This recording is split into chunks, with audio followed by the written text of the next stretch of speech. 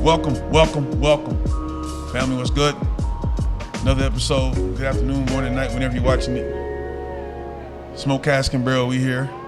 I'm Daryl. I'm Randy. We have a very special guest today. I'll let him introduce himself. My name is Kevin Frazen, and I'm the resident nerd, I guess, right? Definitely. So Kevin's here. We're going to talk a little bit. Of course, we already got our cigars going. I'm finishing off with Pappy Van Winkle Family Reserve. Drew Estate product. They're doing the Kentucky Fire Cure on them now. So I didn't like the first one. A Kentucky Fried Cure. There's a fire, yeah. 11 herbs and spices. Yeah. So I don't know. They always seem to have been like real smoky, like a burnt taste for a minute. But I'm starting to like them though. So Nicaraguan. So it's cool. About 13, 14 bucks in the store. Some of them may go up to 20. Just depends on who's selling it. What you smoking? Perdomo. This is their lot 23. It's my first time actually smoking. It says it's aged 5 years, so. That's actually one of my favorites from them. Really? So far, so good. Doesn't taste like a typical sun-grown, so. No tomatoes in this one? No tomatoes on that. Says it's mild, but it's actually a little fuller than what I thought it was going to be. Oh, okay. Yeah. What you smoking on, Kevin? Randy recommended just an Avo Classic. Classic. Last time I was here hanging out with you guys, I wanted something sweet, and that Fat Bottom Betty really got. That was too sweet. So, see, everybody's palate's different, experiences are different with it. We always Days are different. Yeah, it just depends. Today I want tobacco tasting tobacco. Last time I was here, I wanted sweet tasting tobacco. So it just depends. Well, we're gonna get to it. Kevin, Actually, you know what? Yeah, Kevin, give them some of your background. All right, so I guess what I can talk about is I've been in the alcoholic beverage industry for, do my math, almost 15 years now. I may not look like it. That's a good thing, though. Still get carded for cigars. Right. That's a good thing. And currently I work for Southern Glazers Wine and Spirits. I take care of the Broad Ripple area, which includes Cosmo Nights. Yes, Which is indeed. where we at. Yes, indeed. And represent a multitude of brands within our company, not limited to, but just an idea. Brands like Diageo, Beam Suntory, which we're going to talk about today. Fifth generation, which is Tito's, Mas Jägermeister, Campari, Proximo, you name it. We are very fortunate to represent these brands and do our part to make the consumer more powerful. So my whole thing is, and I'm going to trademark this, so if anyone out there wants to take it, hell no. Hell no. Price went up. The name of the game is drink what you like, not what you're told. But keep an open mind to trying something new. Exactly. You need trademark. And Randy and Daryl can attest to that when I come through here and we go through my entire sample bag. Everybody walk up now and be like, oh, he's over there. Oh, wait. Kevin has set it out a couple of times, so we've had several people participate in tastings with him. Absolutely. So, yeah. Absolutely. Yeah, it's all about making the consumer more powerful. So that way when they go into a store, whether it's community, Big Red, Payless, whatever you want to call it, they can go in there, or a bar for that matter, they can go in there confidently, and instead of the staff, which normally asks them for help, instead of the staff helping them decide what they want to drink and what they want to smoke and what they want to eat, they already know. Yeah, most definitely. And that makes the experience that much better, especially considering that the account can deliver that. Yeah. Right. And that's always been the focus with us. Like I said, we don't profess to be experts by any stretch of the imagination, but we always want to do what we can to help further this culture, further the experience. Got to empower the customer. Empower them. Yeah. You know? Empower the customer, but Daryl, to your point, if anyone listening to this podcast right now meets anyone that says they know everything about the adult beverage industry, Wow. Yeah. excuse my French, but they're full of shit because it's fucking impossible. It's impossible.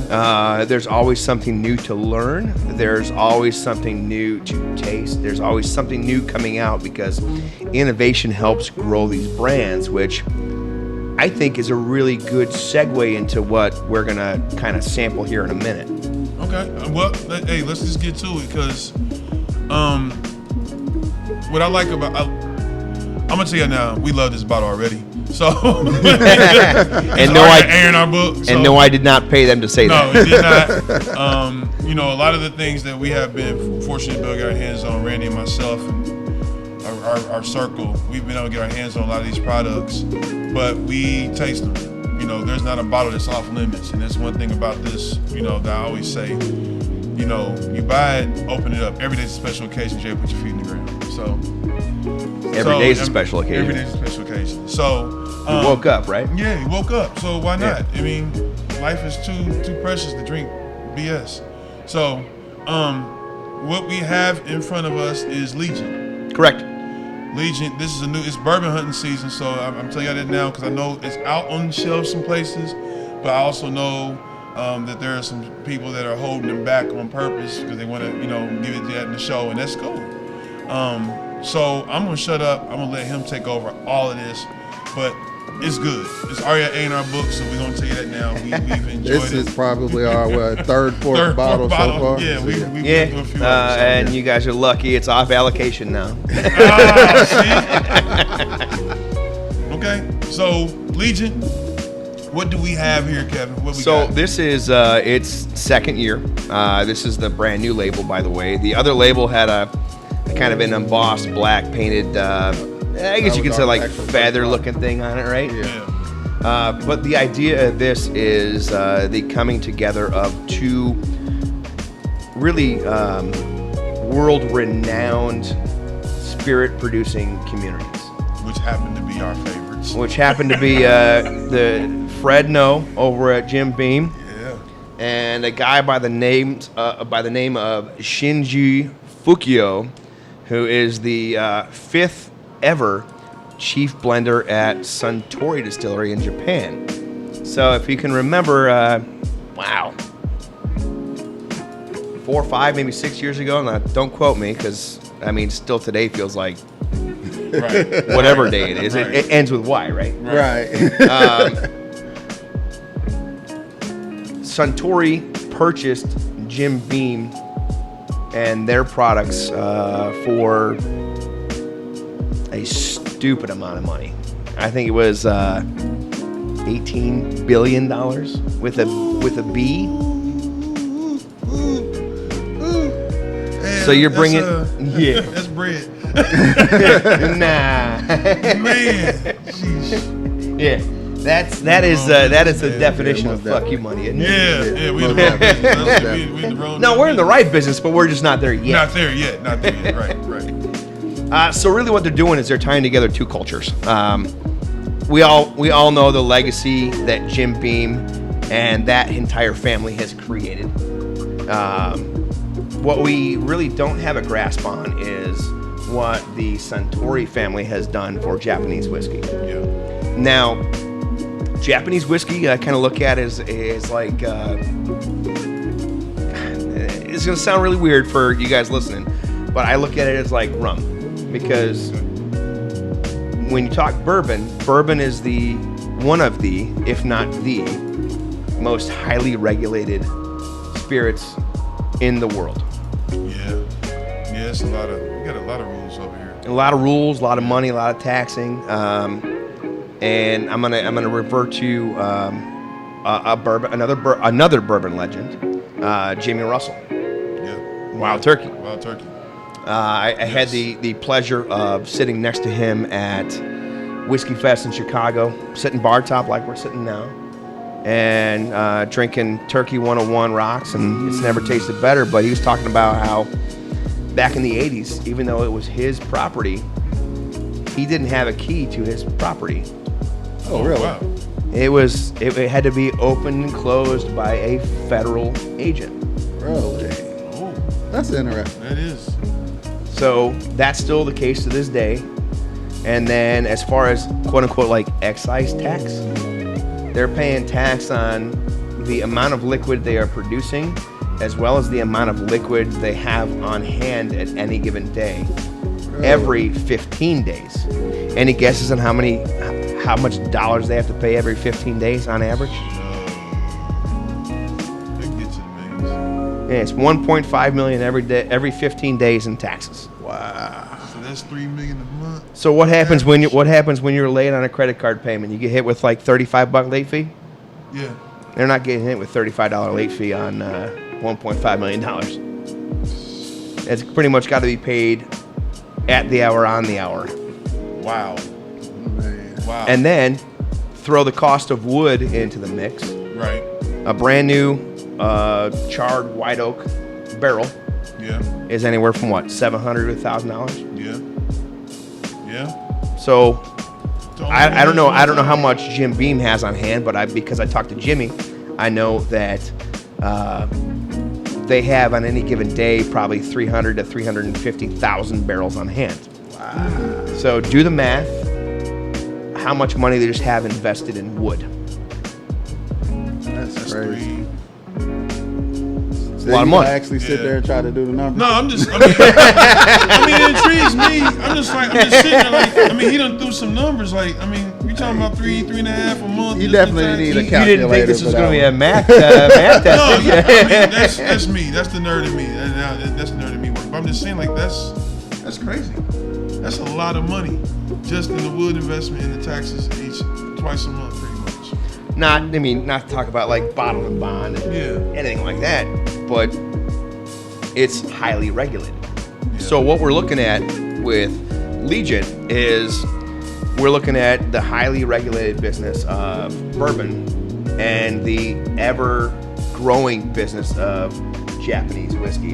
Now, when I compare Japanese whiskey to rum, we always call rum like the wild, wild west of the spirit world because their rules are so lax and so just matter of fact. Like, hey, he broke the rule. Randy broke a rule today, making rum. Fuck it, he's fine. Yeah. We'll make it anyways. Gotcha.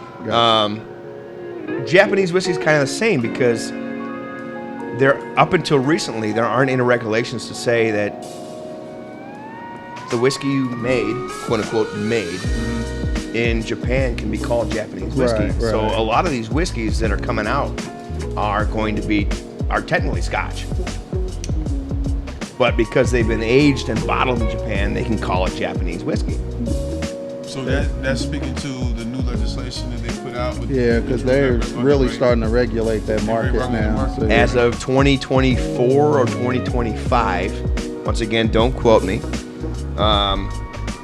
everything that goes into making a Japanese whiskey has to come from Japan. So the grains have to be grown in Japan.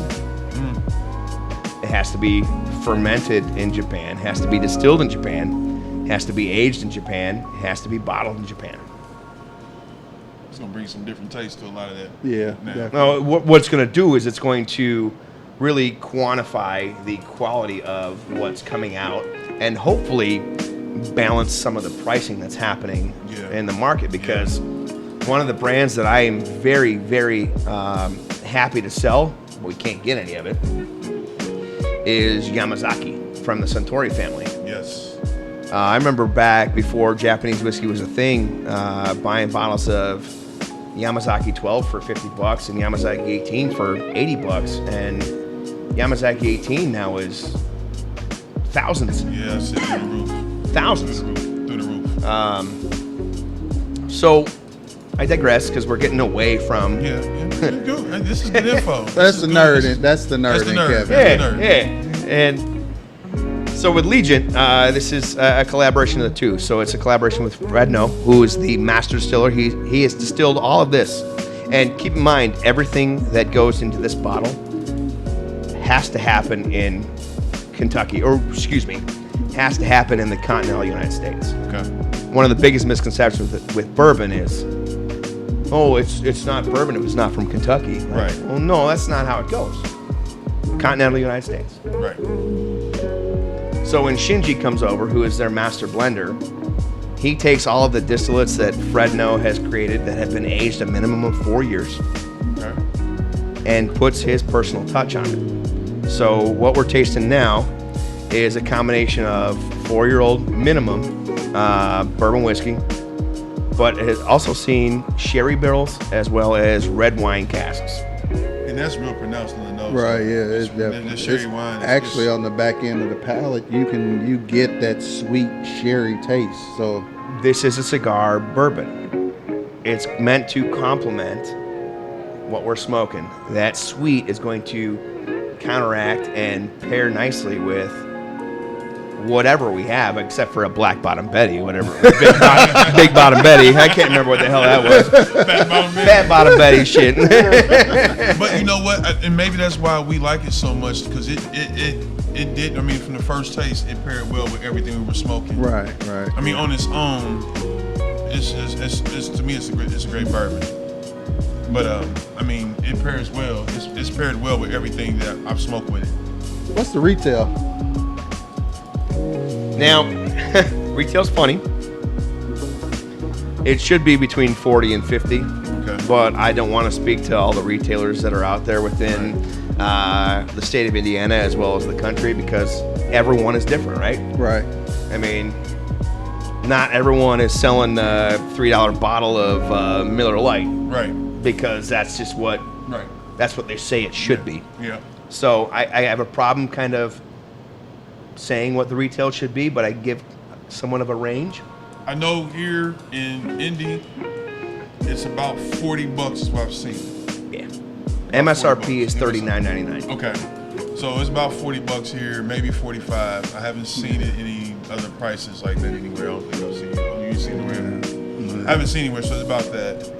So, I mean, yeah, for the money, you just, I love this. It's good. So what's really cool outside of the aroma and the taste and the texture, because it's sherry and that red wine cask, really turn it from, well, I guess I'll back up. We talk about texture. Have I ever talked to you guys about the how we describe texture? No. We use milk as a guideline. Really? That's All right. interesting. So Never heard that before. texture-wise, is it skim milk? Is it 1%, 2%, or whole milk? Yeah, because, I mean, from the 1%, 2% of the skim and whole. What is it? Mind you, keep in mind, no one's palate is wrong unless you're so far off the reservation. Oh, this tastes like blueberries. Well, you probably go to the doctor after this podcast. Right. It's a little small. So, what do you get, like texture-wise? Like, is it creamy? The more you get more to the holes, it's creamier. Is it heavy on the tongue, or is it pleasant? It's pleasant. It's not Okay, heavy. so at it's all. not whole milk. No. Is it water? No, So it it's ain't water. it ain't skim milk. No. So it's between 1 and 2%. I would actually put this at like the 2% texture, So I was gonna say 2%. and a lot of that has to do with the sherry. Okay. And as far as the sherry casks are concerned, they're using more or less. They're going to use a Amontillado with a splash of Oloroso, Okay. which are going to be Amontillado in the middle of the dryness and sweetness scale of sherry. Amontillado is right in the middle. Oloroso is going to be leaning more towards the sweet. Okay. So that's where that texture is going to come through. That a little bit of that residual sugar, if you will. Okay. Interesting. Yeah. Right. So you learned something today so Yeah, far. most Right, definitely. yeah, Most So your definitely. day's complete. Podcast is done. It's good. I want to ask, so Suntory acquired Jim Beam. Yes. So with this bottle, is this the first bourbon that they've been intentional about bringing, and I'm not even going to say his name because I'm going to jack it up. Fredno and Fredno and- Shinji. Shinji, yeah. Shinji? I'm sorry, I can't pronounce I it. can't remember his last name. It's Yeah. like Fukuyono or Yeah. something like that. So is this the first one that or is this the first of more they're thinking about doing, or is this like a one-time deal where they brought Fredno and Shinji together as far as the master distillers of those two worlds. Now, that I can't speak to because that's way the hell above my pay grade, right? Gotcha. But what I can say is that innovation helps grow the category of not only bourbon, but it grows the category of alcoholic beverages overall. If innovation didn't grow, we wouldn't have seltzers. Right? Yeah. Oh, shit. That's another. We'll do that in another episode. Hold on. If my bosses are listening to, I don't drink White Claws ever. Ever. So this is the first that I know with the Beam family. Okay. As far as bringing the two cultures together between Kentucky and Japan. Now, when you look at bourbon, and we talked about the barrels, once that liquid comes out of those barrels can't be used anymore. Right. So you got to try and recoup your costs some way, right? Right. So you go to the other styles of spirits that are out there, and nowadays beer and wine that don't have those aging requirements, and you resell those barrels.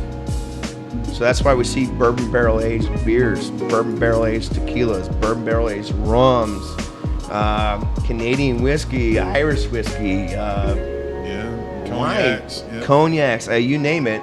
It's all about trying to recoup that cost, and also what a lot of people don't see on the back end.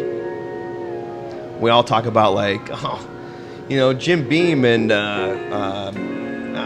Jim Beam and Old Forester and Wild Turkey, and they never get along. Like, bullshit. They hang out on their front porch and they drink each other's whiskey and talk about whose whiskey's better and who's full of shit and who's not.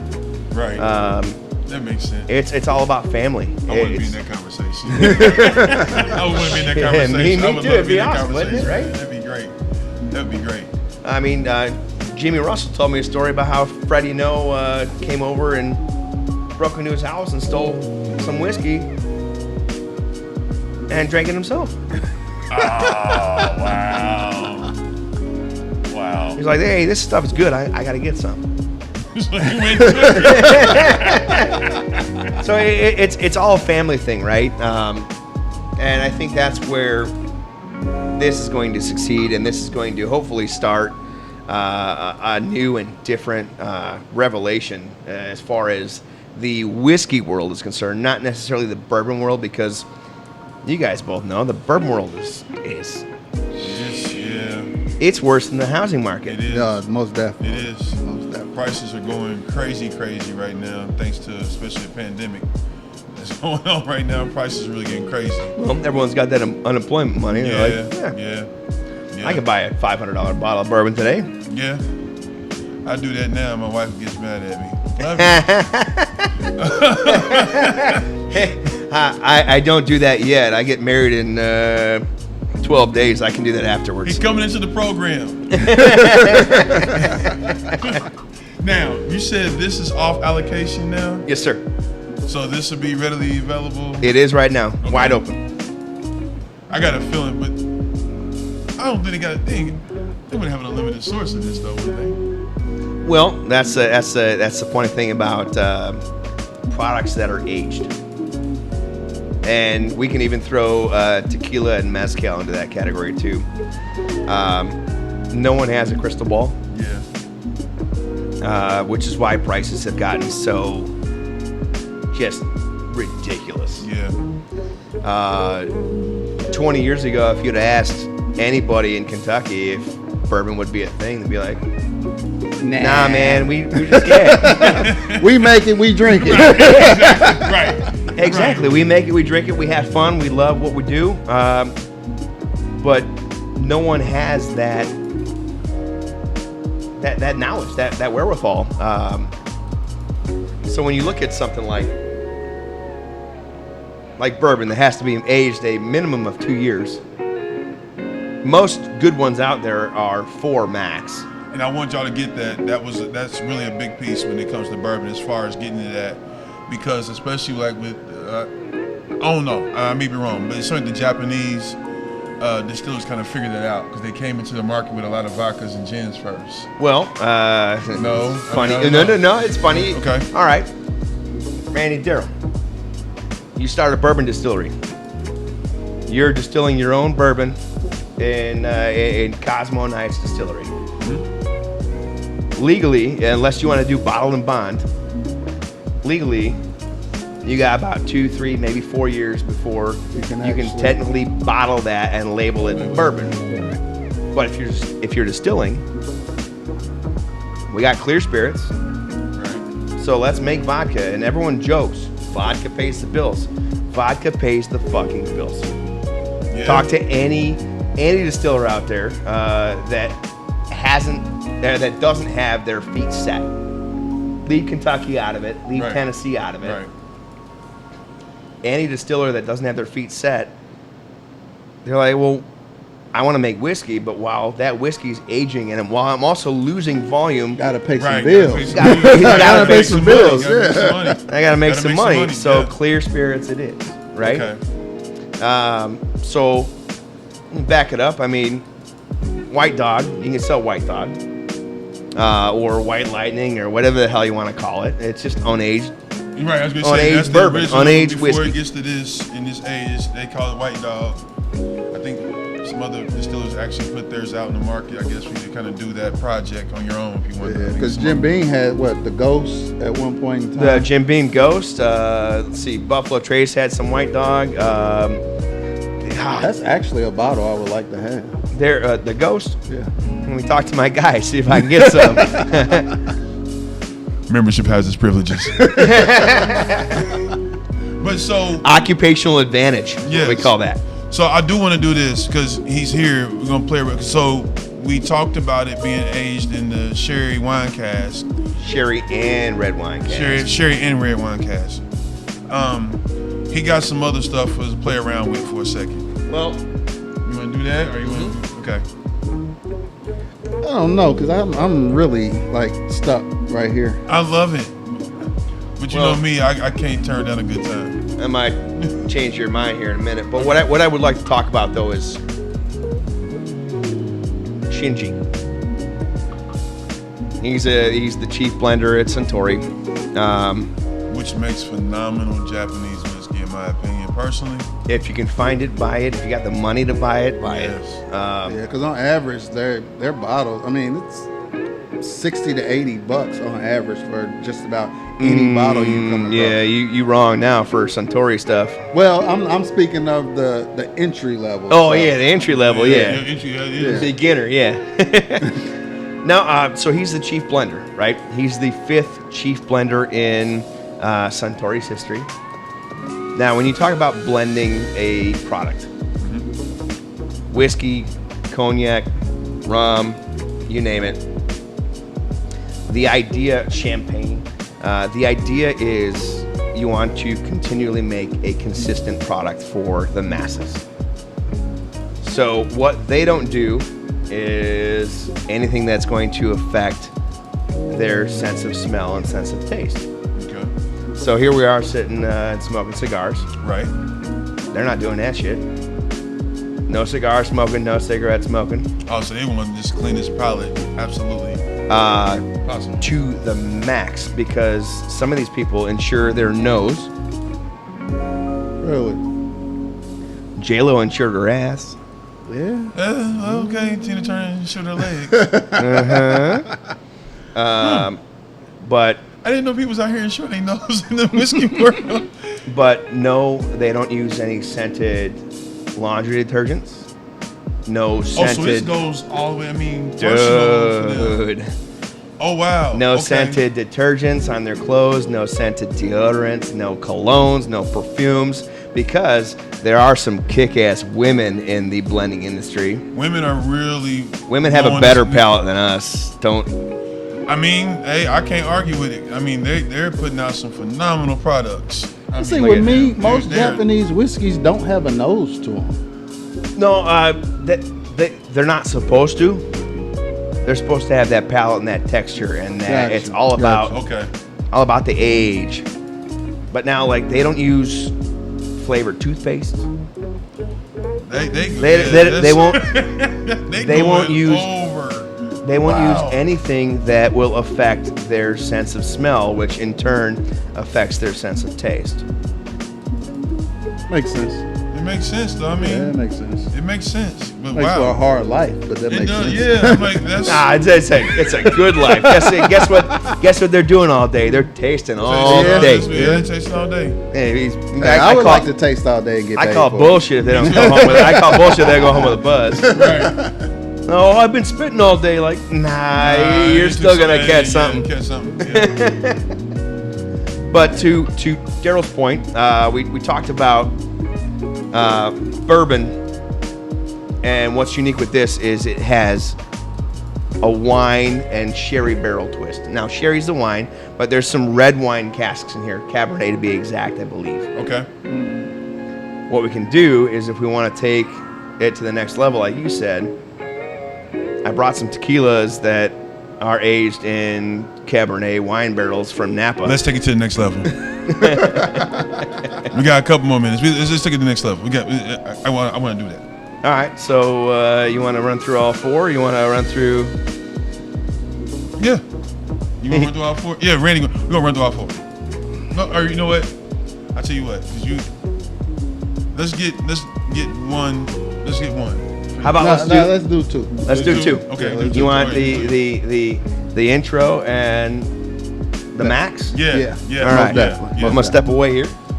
So, one thing about this, while Kevin's getting that together, there's so much information, so much knowledge, and I hope you all are getting this and enjoying this and taking this in, because it's such a big world out there, and what's being given right now, as he said, to empower the consumer, so you know what you're drinking, you know what it is when you're going into these stores, you're going into these things, even what to ask for.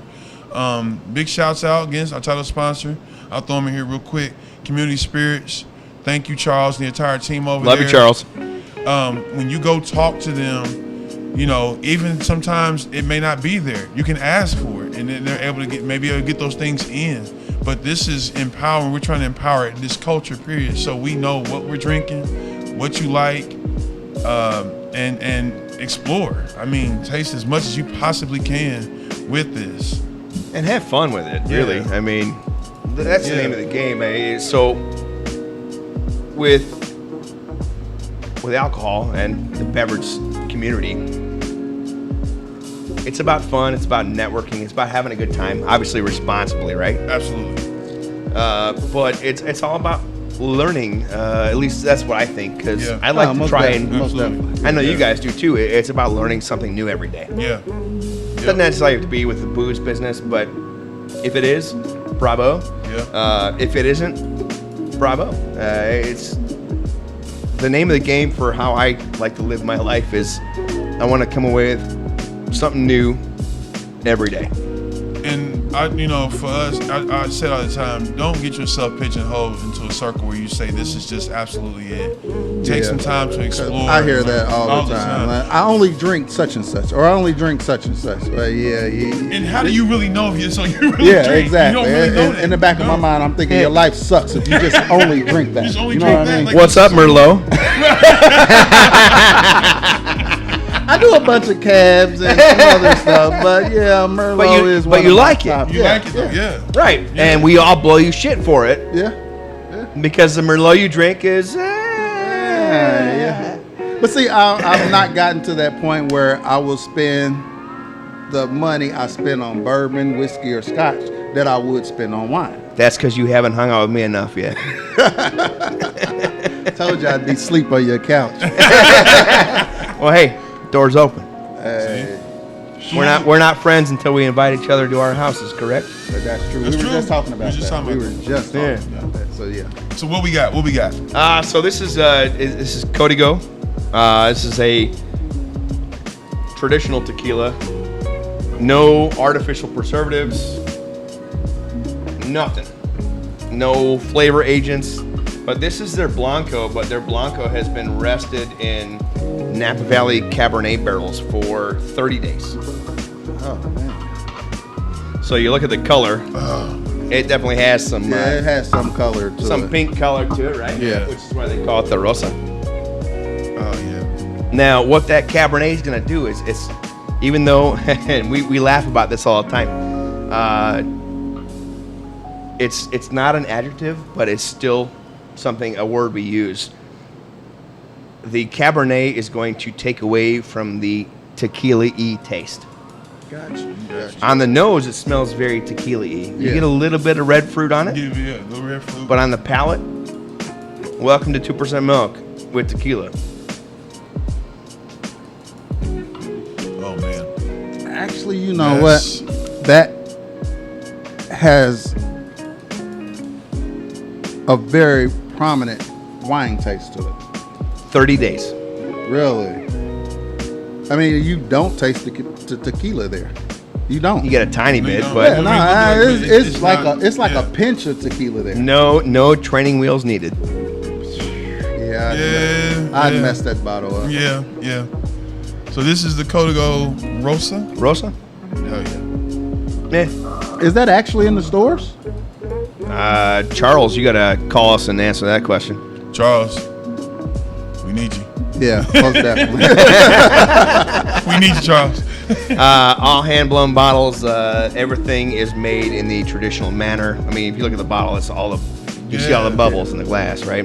I love that, especially like with the High West bottles and stuff. Yeah. I mean, they just look exquisite. But this is another example of how wine barrels can really take a product and curve it a little bit and make it something very unique. I mean, this is really, really, really, really pleasant, though. I mean, like he said, you get a little of the tequila taste, but I think that So, makes that red fruit. It's just there. Do you guys like Negronis? He's anti-cocktail. Anti cocktail? No, what? No, He's anti-cocktail. Anti. Man. He's Anti. anti-cocktail. not even old fashioned.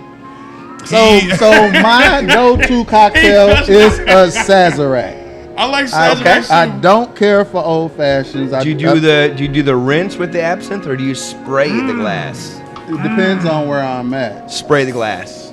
really. Always. The at least this is my opinion. You drink a Sazerac for the cocktail. You don't drink a Sazerac for the absinthe. True. If you drink a Sazerac for the absinthe, why not just drink absinthe? Yeah. And I am an absinthe drinker. It's there for the aroma, Yeah. right? So, yeah, I got you. Oh, you drink absinthe, but you don't like. Man. And so at one point in time, I'd be on, I forget the website in UK, and I'd Whiskey order, Exchange. I don't know if it's Whiskey Exchange or No, not. that's Because a- some of the bottles never make it. Whiskey Exchange is the largest retailer of like high-end shit in pretty much the world. Okay. I'll have And to they're go based and out of look at my London. bookmark and actually see. But I know they're coming from the UK, and like I said, not all the bottles make it. So I end up having to email and call and be like, "Hey," they were like, "Don't worry about it. We got another 2 bottles coming for you," or whatever. But like, I'm an absinthe drinker. I just haven't had it in probably the last 6 or 7 years Y'all because it getting a started lot of good being info. harder to get. They get a Well, lot of hey, good info. here's another shameless plug that was from my prior career. If you don't want to pay for absinthe, use Pernod Pastis. Oh, really? It's the same black licorice flavor that we all enjoy, just without the 65, 66, 67% alcohol. You just turned me on to something new now. You know, Y'all once get some again, good hey, info. your day's complete. That's 2 things for you today. You can go home now. Okay. It's crazy though, because I have an absinthe fountain at home. And With your I sugar haven't cubes used and it. all that? Exactly. I haven't used it in a while, but I have one. Speaking of, See? yeah, lighter. No, yours wasn't working earlier. Give me. You can tell none of this is scripted. None of it's good. I mean, I ain't gonna apologize for a long episode. This is good information. It really is. You're getting a lot of education right now. Kevin So, is the resident. He's the nerd. resident nerd. I'm telling you, we're getting a lot of good information, and we thank him for coming and fooling with us at Smoke Cask and Barrel. Whoa, like you. For real? No, I thank you for doing this. For real. Oh, this is great. I can't believe I forgot about the last fucking one. So we gave you a pass. For that. pass me, yeah. Oh, well, good. Then I got a treat for allowing you to pass. Okay, so we just did the Codigo Roaster, and this is what barrels? This is cab barrels. Napa Valley Cabernet barrels. Okay. So now, there's a lot of producers out there that when they barrel age something, they won't release the name of the company they're getting the barrels from. Okay. And there's a lot of things involved with that, and it's secrets here, secrets there. It's like the original Coke formula. Like, Right. Oh, for you sure. really don't know. Which Exactly. I got a guy if you want it. Yeah, no, I'm not messing with that. No, I can get the Coca-Cola like syrups that we can do like barbecue rubs on and stuff. Oh, really? Yeah, we'll talk later. Okay. Mind blown. Mind blown. All right, so this is Codigo Extra Añejo. So we're going from 30 days to 6 years. That bottle looks expensive to me. It It's is. very expensive. It is. I can't believe I was approved to sample. Now, And we're grateful. before we taste, have we done a tequila episode yet? We did the Sin Caro. Okay. So does everyone understand the age that No. can be? Give us that, please. All right. So Blanco, Plata, Silver, Clear. As long as it is 100% blue agave, that means it's not a mixto. A mixto is going to be, to make tequila, you got to have a minimum of 51% blue agave in the mix. Okay. That 49%, the remainder, can really be whatever, but within FDA regulations. Okay. So a Blanco tequila That can was be so aged a maximum of 60 days in any kind of vessel. There are some Blanco tequilas out there that will just be 30, 45 days in concrete vessels, and what they're doing is they're oxidizing it a little bit to soften it up. Okay. Some producers like Tequila Herradura, they will age their Blanco in wood for like 45 to 60 days. Okay. 60 days is the max for Blanco. Reposado, not Reposado. Reposado or Reposado, Reposado, that is anywhere from 60 days to 1 year in usually oak vessels. Añejo, excuse me, let me back up. Reposado translates to rested. Oh. Añejo translates to aged.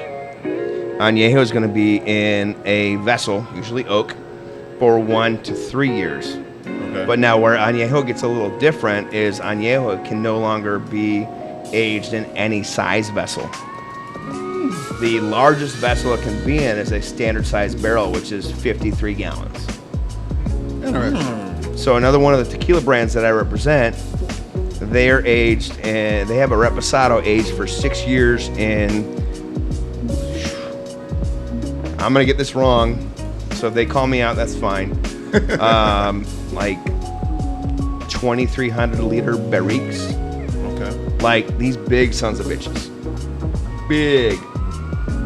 But because Añejo tequila can't be anything larger, even though it's aged way longer than Añejo, they still have to legally call it Reposado Oh. Really? Oh. because it's greater than that 53 gallon. The legalities so, of the So the legalities. Uh-huh. Yeah, man. makes sense. So with this is the Codigo Extra Añejo.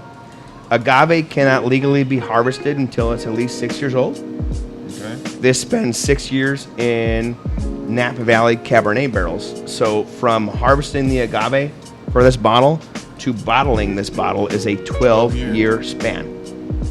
The nose on this is crazy.